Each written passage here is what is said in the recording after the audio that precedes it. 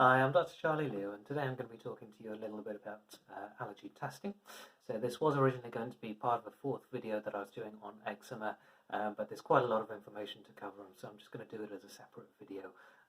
This is mostly going to be targeted at people who are suffering from eczema and the question about whether to get allergy tests, but it does also apply to some other conditions, which I'm going to touch on later in the video. So, as I said, this is a really common query that people come in with about specifically whether the eczema is being caused by an allergy. So people ask this all the time, and particularly parents of young children ask this all the time. Is there something that we can test for that might be causing the eczema? And the answer to that question is complicated. It's a bit of a mostly no, but a little bit yes kind of answer. So the mostly no part is that eczema is not typically thought of as a condition that is caused by an allergy. Now, eczema is part of a group of conditions called atopic conditions. So atopic conditions include things like food allergies, hay fever and dust mite allergies, eczema, asthma. So all of these conditions tend to group together. If you have a genetic basis for one, if you're prone to one of them, you're likely to have a few of the other ones as well. So in that sense, eczema is quite commonly there along with a food allergy, but it's not necessarily the allergy that causes the eczema. However, if you do have, for example, a food allergy to, let's say, egg, if you have a 2-year-old who's allergic to egg, and every time they eat something that has egg in it, they get some hives, some urtic area, and that makes them itchy, then they are going to scratch, and that scratching, at the risk of sounding like a broken record, is going to break down the skin barrier and probably cause a flare-up of eczema if they have eczema already. So in that sense, if you have eczema and you're currently exposed to an allergic trigger, the allergic trigger is probably going to make the eczema worse. So in that sense, they are sort of linked in a causal way.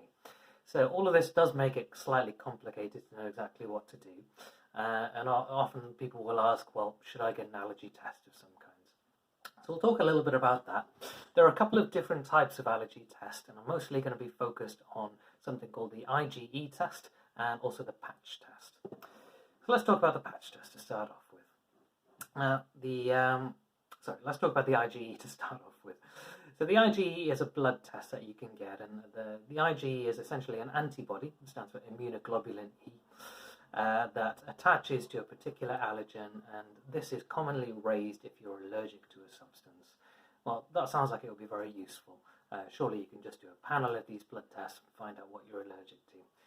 Unfortunately, not really. Again, it's a sort of a yes and a no question, and the problem with these tests is that they're not fully accurate. So you can both have false positive and false negative results. Let me give you an example about the positive ones. Let's say you go to one of these centres on the high street or the internet, take a blood sample, and they say that they will test you for allergies.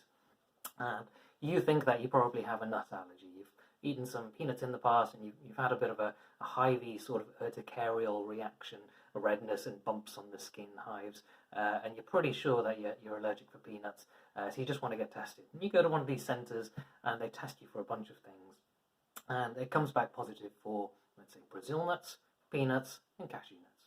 Well, you're pretty sure that you're allergic to peanuts, because that's what you went to the centre for in the first place, so that fits. But it's good to know that you're also allergic to Brazil nuts and cashew nuts, right? Well, now you go home, and you happen to look in the fridge on the back of a jar of pesto, and in the ingredients you see that it contains cashew nuts. But wait a second, you had this on Thursday and nothing happened. You didn't have an allergic reaction to this pesto. So how can you be allergic to cashew nuts? Well, unfortunately this happens all the time, and if you're an immunologist, you will call this positive blood test sensitization, not a true allergy. So this is when you have a positive IgE blood test, but you don't have the symptoms that go along with it. You don't have the allergic symptoms to cashew nuts. So this is an allergy. This is not an allergy, this is sensitization. That's what it's called. And unfortunately, what happens a lot is that people do get a bit desperate to try and find an underlying cause for their eczema or for their other symptoms. People get things like food allergies tested quite a lot for bloating and stomach cramps. And they're desperate to find a cause because, if there's a cause, then they can do something about it. And they might end up being seduced by one of these adverts for allergy testing, and they go into the high street or go to one of these online allergy testing centres, where they test you for 200 different allergens, and more often or not, then they will send you the results back and say, you're allergic to these 13 things. And because you look at the results and you say, well, that's pretty convincing, you go and you never eat those 13 things again. But unfortunately, often what happens is you avoid those 13 things, and 3 months later, you realise that your eczema hasn't actually gotten any better, or your stomach cramps haven't really gotten any better. And then often at that point, people go to the doctor and they say, what's happening here? Surely, it should have improved by now. But this is because the allergy testing isn't accurate, and so we do get these false positive results that are called sensitization, and they don't always correlate with the symptoms. But unfortunately, these allergy tests are a bit of a big cash cow, and they're unlikely to tell you this beforehand. And this is also true of the other way around. So let's say you've got an example with a negative allergy test. Now, if you were to get an anti-TTG test, which is a test for celiac disease, wheat allergy, but let's say you haven't eaten any wheat for the last 2 months because you had a suspicion that you might be wheat intolerant or wheat allergic, and so you just cut gluten out of your diet entirely. Then if you have that blood test, the anti-TTG test, that is very likely to come back as negative, even though you might have celiac disease. And what's happened here is it's simply that your immune system has not detected any wheat in your system for quite a long time, and it's almost like it's let its guard down a little bit. It's not producing any of the antibodies that it would be if you were eating wheat. But if you were to start eating wheat again, your immune system definitely would start to produce antibodies, and you would get symptoms. So if you go to the allergy centre and they test you for a bunch of different allergens, just imagine how many there are. So there are all these different pollens, food substances, animal furs, air allergens. There's all these sorts of allergens out there, and they may test you for many of them. And nobody on the planet can confidently say that they've been exposed to all of these allergens very recently. So you're probably going to get quite a few false negatives as well, because you just haven't been exposed to these allergens recently.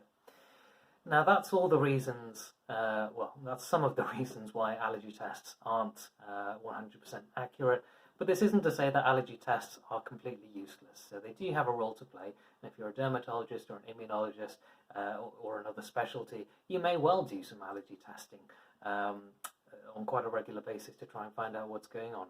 So when are they useful? Well, whenever I go to a teaching session by an immunologist, they always say the same thing, which is that history is absolutely key. And what I mean by that is that we need to have essentially some documented symptoms. Ideally, we need to have a documented episode of what's something that seems like an allergic reaction. So let's say you happen to cook up a bowl of some spicy peanut noodles for dinner one night.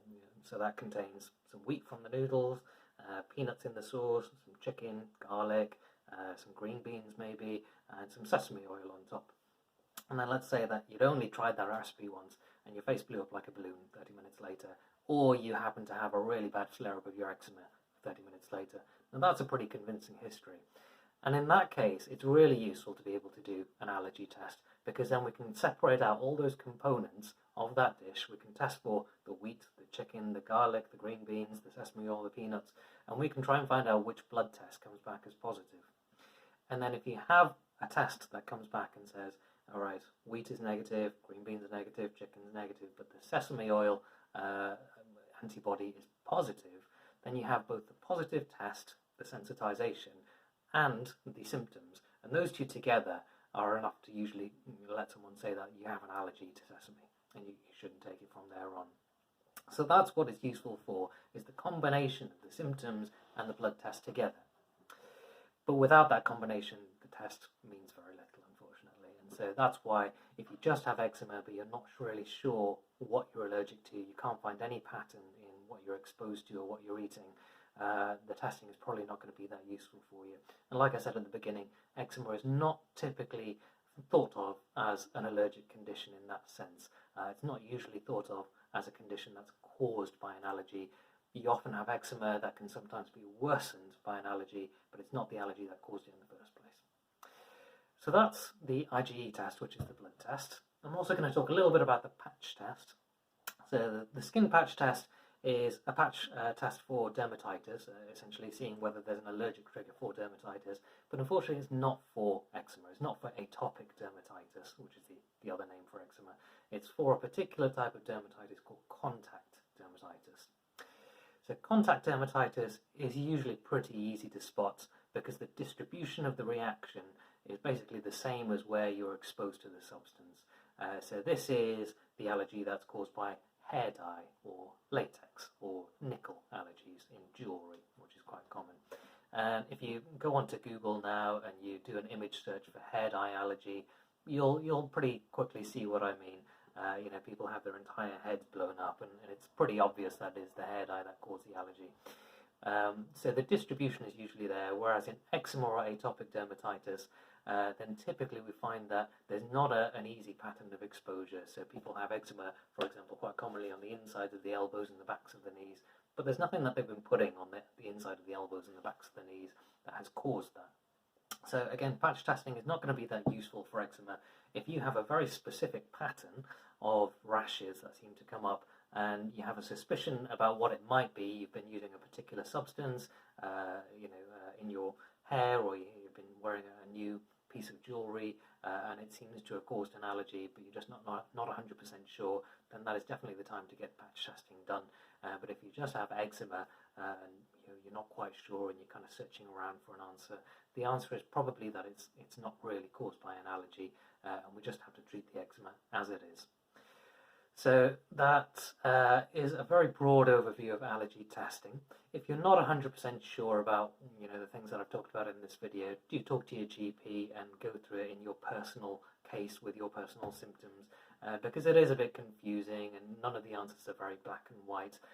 What I wouldn't recommend you do is not talk to a doctor and just go to one of these online stores or one of these high street stores and get yourself a big batch of allergy tests, which are largely going to be uninterpretable for you. Do talk to someone who knows what they're talking about, like a GP, who can then maybe refer you on to an allergy clinic if they feel that it's appropriate. So hopefully that's been useful for you. Originally this was going to be part of a talk on the frequently asked questions that we get about eczema, but obviously I've taken about 12 minutes here already. So do check out the last video as well if you have eczema. Hopefully that series has been useful for you. And have a very nice day.